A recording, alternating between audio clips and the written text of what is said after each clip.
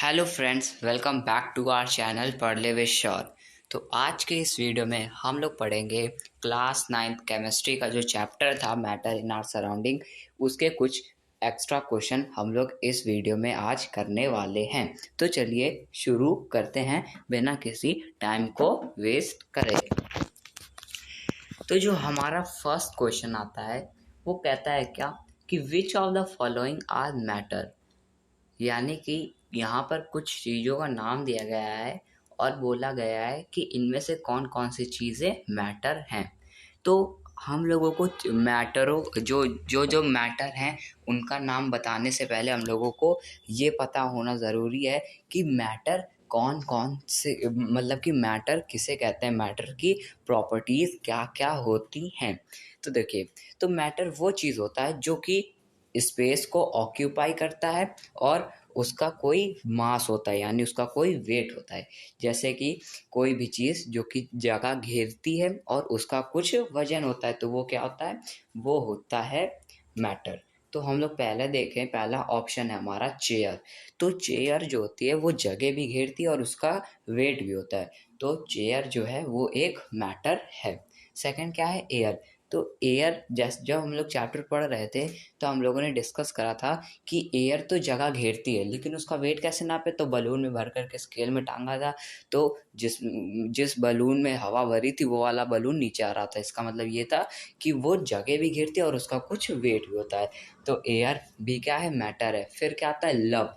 Love जो है वो क्या, वो एक फीलिंग्स है, और ना ही फीलिंग्स जगह घेरती है और ना ही उसका कोई वेट होता है कि कोई ये बोलता है मेरा 2 किलो फीलिंग्स है तुम्हारे लिए, ऐसा नहीं बोलता ना। तो लव मैटर नहीं है। फिर सेकंड क्या है, स्मेल। स्मेल भी क्या, मैटर नहीं है। फिर हेट। हेट भी फीलिंग्स है, वो भी मैटर नहीं है। फिर आता है आलमंड्स, मतलब कि बादाम। तो बादाम भी क्या, एक मैटर है। क्यों, वो तो आप सभी को पता है, क्योंकि उसका जगह घेरता है और उसका भी कुछ स्पेस होता है। फिर बात करें थॉट की। थॉट मतलब कि हमारे, मतलब कि जो हम लोग सोच रहे हैं वो सब नहीं होता, ये मैटर नहीं होता, ठीक। फिर आता है कोल्ड। कोल्ड यानी ठंडक। ठंडक भी नहीं होती, लेकिन कोल्ड ड्रिंक जो है वो मैटर होती है। बाकी स्मेल ऑफ परफ्यूम ये भी मैटर नहीं होती है। तो आई होप ये जो क्वेश्चन है ये आप लोग समझ पाए होंगे। इसमें कुछ ज़्यादा नहीं करना था, इसमें कुछ चीज़ों का नाम दे दिया गया था और ये हमें क्या, इससे पता लगाना था कि कौन कौन सी चीज़ें मैटर हैं या मैटर नहीं है। ये क्वेश्चन, ये एग्ज़ाम में क्वेश्चन आ सकता है, इसलिए ये वाला क्वेश्चन मैंने यहाँ पर लिखा है। अब हम लोग चलते हैं अपने क्वेश्चन नंबर 2 की तरफ। तो अब जो क्वेश्चंस आएंगे उनमें क्या, हम लोगों को रीज़न देना पड़ेगा, ठीक। तो हम लोग रीज़न दे देंगे क्यों क्या हो रहा है।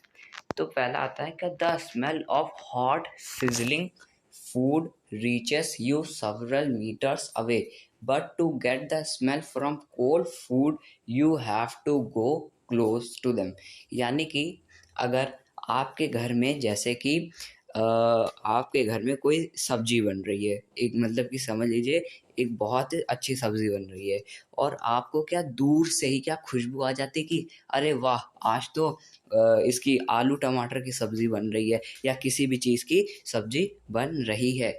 लेकिन अगर कोई ठंडा खाना है जो कि फ्रिज में रखा हुआ है, उसको बाहर निकाला, तो आपको क्या उसके पास जाना पड़ता है उसकी क्या, स्मेल लेने के लिए। तो ऐसा क्यों है, तो ऐसा इसलिए है क्योंकि हम लोगों ने जब चैप्टर पढ़ा था तो वहाँ पर हम लोगों ने एक चीज़ पढ़ी थी, डिफ्यूज़न। यानी कि गर्म चीज़ों में डिफ्यूज़न ज़्यादा तेज़ होता है और ठंडक चीज़ों में डिफ्यूज़न कम होता है। यानी कि जब खाना बन रहा है गरम गरम, तो गरम गरम खाने में क्या होते हैं कि जो एयर मॉलिक्यूल्स होते हैं, जो कि जिसमें स्मेल होती है, तो वो क्या, वो बहुत दूर दूर तक क्या करते हैं, डिफ्यूज़, मतलब कि उनके अंदर का डिफ्यूज़न रेट बहुत ज़्यादा होता है। तो जिसकी वजह से वो क्या, वो हर जगह फैल जाते हैं और हम लोगों को क्या, दूर बैठे ही क्या, गरम खाने की स्मेल आ जाती है। और बात करें ठंडे पानी, ठंडे खाना की, तो ठंडी चीज़ें होती हैं उनका डिफ्यूज़न रेट बहुत ही कम होता है, जिसकी वजह से क्या होता है कि जिनकी वजह से हम लोगों को स्मेल नहीं आ पाती, किसकी, उस फूड की, उस खाने की, तो हम लोगों को स्मेल लेने के लिए उसके बहुत ही नज़दीक जाना पड़ता है, उसके पास जाना पड़ता है। अब हम लोग इसका क्या अपना आंसर देख लेते हैं क्या क्या होता है। The smell of hot sizzling food reaches several meters away as the particles of hot food have more kinetic energy and hence the rate of diffusion is more than the particles of cold food. यानी कि जो smell of hot sizzling food होती है, यानी गर्म खाने की जो स्मेल होती है, वो हम लोगों को मीटर दूर से ही पता चल जाती है, कुछ मीटर दूर से। और खाने के जो ठंडे खाने के जो पार्टिकल्स होते हैं, कोल्ड सिजलिंग फूड, उनके लिए क्या हम लोगों को पास जाना पड़ता है, क्योंकि उसके जो डिफ्यूजन रेट होता है, काइनेटिक एनर्जी होती है, वो बहुत ही ज़्यादा कम होती है, लो होती है। अब हम लोग चलते हैं अपने और क्वेश्चन की तरफ, जिनमें भी हम लोगों को क्या करना है, इसमें भी रीज़न देना, इसमें भी हम लोगों को क्या रीज़न देना है। A diver is able to cut through water in a swimming pool. Which property of matter does this observation show? इसका मतलब ये है कि एक डाइवर देखिए, आप लोगों को लग रहा होगा यहाँ पे स्पेलिंग गलत है, लेकिन स्पेलिंग नहीं गलत है। एक होता है DRIVER, वो होता है ड्राइवर, यानी कि जो कार चलाता है। और एक है ये DIVER, डाइवर, जो कि स्विमर होता है, जिसको हम लोग स्विमर भी कहते हैं। जो स्विमिंग करता है उसको डाइवर कहते हैं। और डाइव वो होती है जैसे कि कोई अंदर जाता है पानी के, वो क्या, वो डाइवर है, ठीक। तो उसमें क्या कहा जा रहा है कि एक डाइवर है, वो पानी के आर पार क्या स्विमिंग कर रहा है, यानी पानी क्या है, एक लिक्विड है और लिक्विड स्टेट है, और मैटर के क्या वो आर पार चला जा रहा है। कैसे जा पा रहा है, तो हम लोगों को इसका रीज़न देना है कि वो एक मैटर के आर पार कैसे जा सकता है। तो जैसा कि हम लोगों ने प्रॉपर्टीज़ ऑफ मैटर पढ़ा था, तो वहाँ पे क्या कहा गया था कि जो मैटर्स होते हैं उनमें से 4 प्रॉपर्टी पढ़ी थी, उनमें से एक प्रॉपर्टी ये था कि जो मैटर्स जो कि लिक्विड के जो पार्टिकल्स होते हैं, उनके बीच में जो इंटरमॉलिक्यूलर स्पेस होता है, वो थोड़ा सा ज़्यादा होता है, ठीक है। यानी कि उनके बीच में जो स्पेस होता है वो ठीक ठाक, यानी ज़्यादा स्पेस होता है, जिसकी वजह से इंसान जो है वो उस चीज़ के आर पार जा सकता है। तो हम लोग आंसर देखते हैं क्या है कि a diver is able to cut through water in a swimming pool. This shows that the particles of water have intermolecular space and less force of attraction. यानी कि एक जो डाइवर है वो पानी को कट करके स्विमिंग पूल में अच्छी तरीके से इसलिए स्विम कर पा रहा है क्योंकि जो पार्टिकल्स ऑफ वाटर हैं उनके बीच में बहुत ही ज़्यादा इंटरमॉलिक्यूलर स्पेस है, और फोर्स ऑफ अट्रैक्शन जो है वो बहुत ही ज़्यादा कम है, जिसकी वजह से जो उनके मॉलिक्यूल्स हैं वो अट्रैक्ट कम होते हैं और उनके बीच में स्पेस भी क्या ज़्यादा है। अब हम लोग चलते हैं अपने नेक्स्ट क्वेश्चन की तरफ। What are the characteristics of the particle of matter. यानी कि जो पार्टिकल्स मतलब कि जो मैटर्स होती हैं, मैटर के जो टोटल 4 प्रॉपर्टीज़ थी हम लोगों ने पढ़ा था, वो क्या उनको हम लोगों को यहाँ पर बतानी है। तो हम लोगों ने जैसा पढ़ा था कि जो यहाँ the characteristic of the particles are of matter are, यानी कि यहाँ पे आंसर लिखा हुआ है। तो यहाँ पर खाली 3 प्रॉपर्टीज़ लिखी हैं, एक प्रॉपर्टीज़ कोई सी मिस है, हम लोग एक बार पढ़ते हैं फिर पता करते हैं कौन सी मिस है। पार्टिकल्स हैव इंटरमॉलिक्यूलर स्पेस, हाँ। पार्टिकल्स हैव इंटरमॉलिक्यूलर फोर्स, हाँ। Particles of matter are moving, ठीक। तो इनमें जो एक फोर्थ प्रॉपर्टी है वो मिस है, जो कि है particles of matter are very small, यानी कि जो पार्टिकल्स ऑफ मैटर होते हैं वो बहुत ही कम होते हैं। तो हम लोग चारों एक बार जितनी भी प्रॉपर्टीज़ उनको अच्छे से डिस्क्राइब कर देते हैं। पहला है पार्टिकल्स हैव इंटरमॉलिक्यूलर स्पेस, यानी कि जो पार्टिकल्स होते हैं उनके बीच में क्या थोड़ा सा क्या स्पेस होता है, जिसको हम लोग कहते हैं इंटरमॉलिक्यूलर स्पेस। और हर मैटर में क्या अलग अलग टाइप का क्या होता है, अलग अलग टाइप का क्या होता है वो स्पेस होता है। जैसे कि वाटर लिक्विड्स में थोड़ा ज़्यादा होता है, गैसेस में बहुत ज़्यादा होता है, और सॉलिड्स में बहुत ज़्यादा कम होता है, लेकिन होता सब में ही है। सेकंड है particles have force of attraction, यानी कि जो पार्टिकल्स होते हैं they are attract each other, हम लोगों ने इसको पढ़ा था, उसी का कई कई सारे नाम हैं एक ही प्रॉपर्टीज़ के, इसमें कंफ्यूज नहीं होना है। हाँ, तो जैसा कि हमने पढ़ा था कि जो पार्टिकल्स होते हैं मैटर के, वो आपस में क्या अट्रैक्ट करते हैं। तो जो अट्रैक्ट कर रहे हैं तो इसमें भी एक फोर्स लग रहा है अट्रैक्शन का, तो इसको हम लोग कहते हैं इंटरमॉलिक्यूलर फोर्स ऑफ अट्रैक्शन, जो कि हर मैटर में होता है। फिर थर्ड है particles of matter are continuously moving, यानी कि जो पार्टिकल्स ऑफ मैटर होते हैं वो कंटिन्यूसली मूव करते रहते हैं। और फिर फोर्थ है particles of matter are very very small, यानी कि वो जो पार्टिकल्स ऑफ मैटर होते हैं बहुत ही ज़्यादा छोटे होते हैं और हम लोग उनको अपनी नेकेड आइज से नहीं देख सकते। नेकेड आइज मतलब कि बिना कोई लेंस लगा करके या बिना कोई उपकरण लगा के, हालांकि आज तक ऐसा कोई उपकरण है नहीं जिससे हम लोग देख सके, लेकिन बाद में साइंस और तरक्की करेगी तो वो और भी कोई ज़्यादा तगड़ी चीज़ ले आए, ज़्यादा तगड़ी लेंस बना दे जिससे हम लोग इसको भी देख सकें।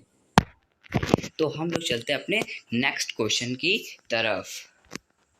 कमेंट ऑन, यानी कि अब हम लोगों को कुछ टर्म दी होंगी या फिर कुछ चीज़ों का नाम दिया होगा, हम लोगों को उनमें क्या कमेंट करना है, इनको एक टाइप से डिस्क्राइब करना है।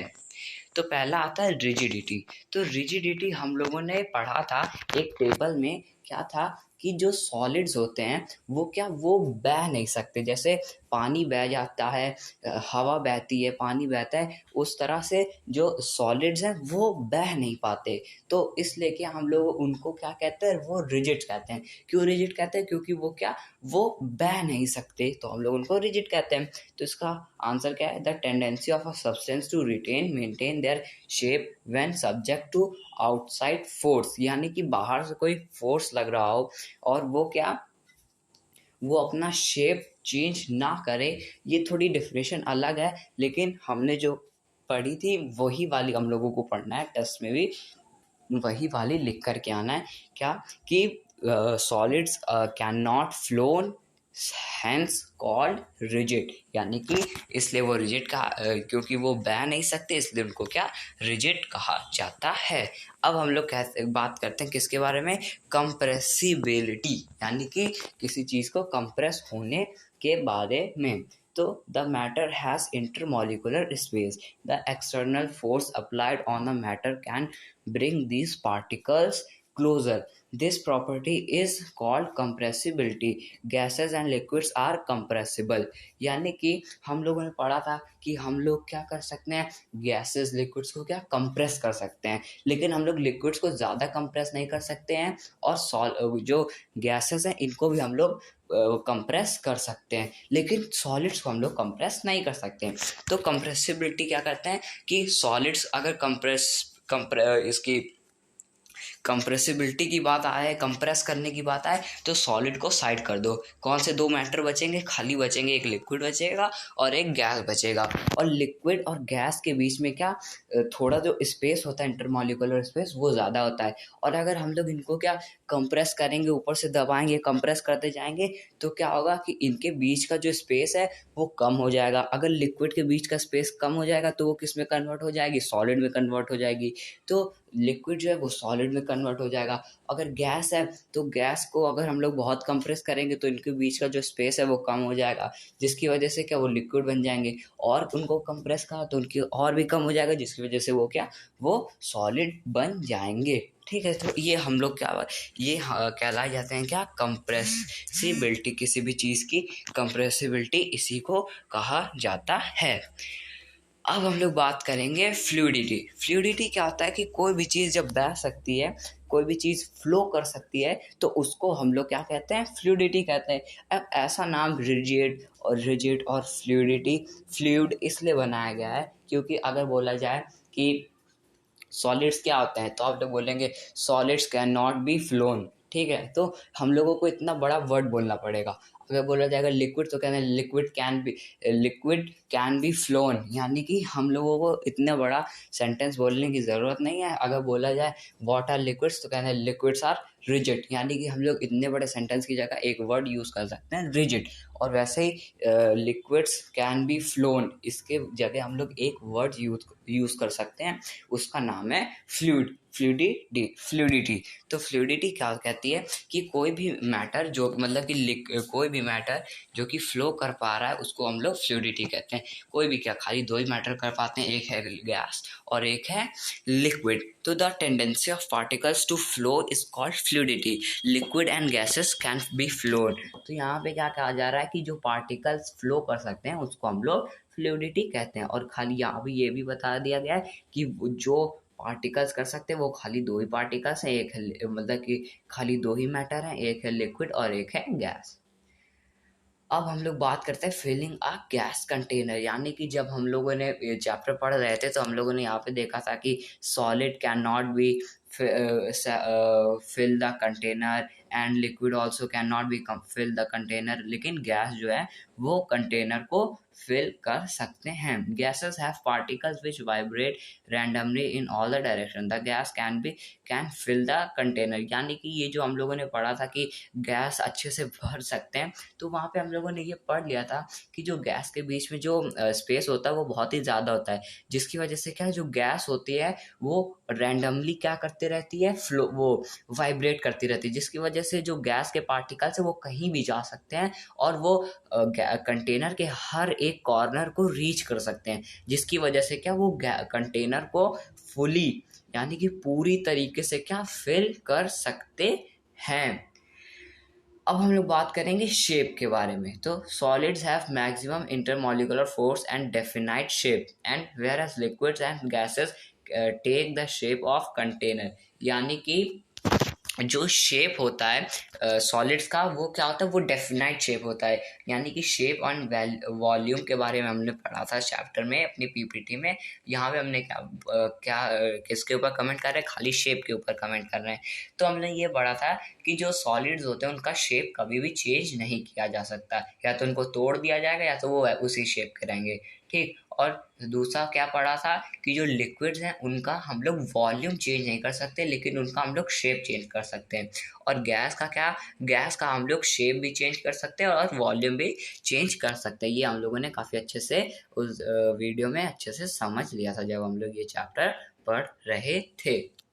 अब हम लोग बात करते हैं काइनेटिक एनर्जी की। तो काइनेटिक एनर्जी क्या होती है कि काइनेटिक एनर्जी ये एक ऐसी एनर्जी होती है कि जब कोई भी मैटर फ्लो कर रहा होता है, ट्रैवल कर रहा होता है, ठीक है, पोजेस कर रहा होता है, मोशन कर रहा होता है, तो उसके ऊपर क्या एक एनर्जी लग रही होती है, जिस एनर्जी का नाम है काइनेटिक एनर्जी, ठीक। तो the energy possessed by a particle due to their motion is called kinetic energy. Molecules of gases vibrate randomly as they have maximum kinetic energy. यानी कि जो काइनेटिक एनर्जी होती है वो क्या, वो कोई भी जो मैटर है वो जब मोशन कर रहा होता है तो उसके ऊपर लगती है, और जो गैस के मॉलिक्यूल्स होते हैं वो सबसे ज़्यादा रैंडमली वाइब्रेट करते हैं, जिसकी वजह से क्या उनमें सबसे ज़्यादा काइनेटिक एनर्जी लगती है। अब हम लोग बात करते हैं डेंसिटी के बारे में। डेंसिटी के बारे में अगर बात करा था तो वहाँ पे हमने देखा था कि सबसे ज़्यादा डेंसिटी किसकी होती है, सॉलिड्स की होती है। क्यों, सॉलिड्स मतलब कि डेंसिटी मतलब कि कितना वो भारी, कितना वो डेंस है। अगर आप एक सॉलिड, एक लिक्विड, मतलब कि लिक्विड क्या पानी है, उसमें अगर आप एक सॉलिड डाल देंगे, एक लिक्विड डाल देंगे और एक क्या गैसियस बलून डाल देंगे, उसके अंदर हवा भरी होगी, तो लिक्विड तो नीचे रहेगा ही है, ठीक। उसमें क्या होगा कि जो सॉलिड है उसकी हाई डेंसिटी की वजह से सॉलिड तो डूब जाएगा, लेकिन जो हवा है, बलून है, वो क्या वो ऊपर ही रहेगा, वो उसके नीचे नहीं जाएगा, क्योंकि गैस की जो डेंसिटी होती है वो बहुत ही कम होती है, सॉलिड्स की हाई होती है, इसलिए सॉलिड तुरंत डूब जाएगा। और जो वो हमारा लिक्विड होता है उसकी ना ही ज़्यादा होती ना ही कम होती, बीच में रहती है। तो it is defined as mass per unit volume. The solids have highest density. तो solids जो होते हैं उनकी highest density होती है। तो फ्रेंड्स, इसी के साथ ये जो हमारा लास्ट क्वेश्चन था ये ख़त्म हो चुका है, और इसी के साथ जो हमारा एक्स्ट्रा क्वेश्चन था, एक्स्ट्रा क्वेश्चन की जो सीरीज चल रही थी, इसका हम लोगों ने फर्स्ट चैप्टर कंप्लीट कर लिया है। जैसा कि हम लोगों ने इसके पहले वाले वीडियो में हम लोगों ने इकोनॉमिक्स का एक्स्ट्रा क्वेश्चन एक चैप्टर खत्म कर दिया था, the story of lush Palampur. आज हम लोगों ने क्या करा, आज हम लोगों ने मैटर इन आवर सराउंडिंग का खत्म कर दिया। अब हम लोग नेक्स्ट चैप्टर का क्या करेंगे, एक्स्ट्रा क्वेश्चंस करेंगे। और आपको क्या मैं एक क्वेश्चन देना चाहता हूँ, वो मैं यहाँ पे पीपीटी में लाना चाहता था पर वो आ नहीं सका। तो वो ये क्वेश्चन है कि हम लोगों ने क्या 3 स्टेट्स ऑफ मैटर पढ़े हैं, सॉलिड, लिक्विड, गैस, और हम लोगों ने उसी टाइम उसी चैप्टर उसी पीपीटी में 2 और स्टेट्स ऑफ मैटर पढ़े थे। उनका नाम आप लोग कमेंट करके बताइएगा। तब तक मिलेंगे नेक्स्ट वीडियो में किसी नेक्स्ट टॉपिक के साथ। तब तक के लिए थैंक यू वेरी मच।